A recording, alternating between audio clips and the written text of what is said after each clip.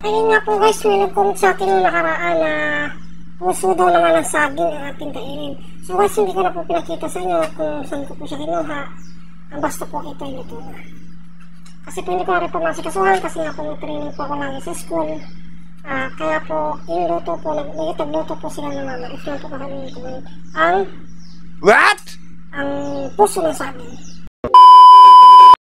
At yun nga mga ka-vlogger, hindi ko na po ang puso at saka po masasawan pangong. Ito po yung bagoong natin na nagkalamansi. Tapos ito po yung puso na ginaganon ninyo. Yan, puso po. Tapos meron na po na inihang isda at ulo po ng manok. Kape. Kahit po yung mainit at hanap pa rin namin ng Pinoy ang kape.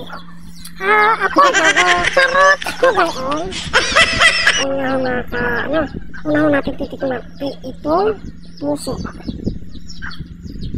May nagrit ko sa atin ng puso. Ito po, pinsan. Puso. Yung saging.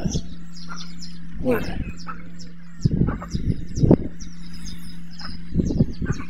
Puso po yan. May manok po.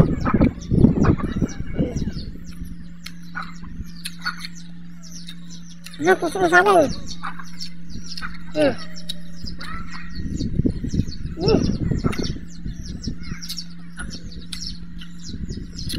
Ano po?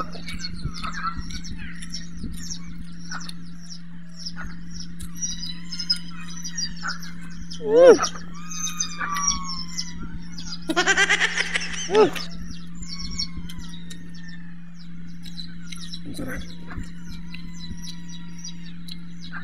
Ano?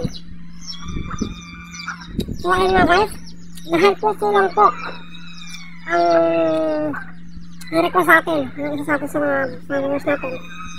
So ayun nga guys, maganda naman po at please po support na yung YouTube channel at JM Ka-Vlogger po, please pakipindot po ng button natin para po upload sa akin video.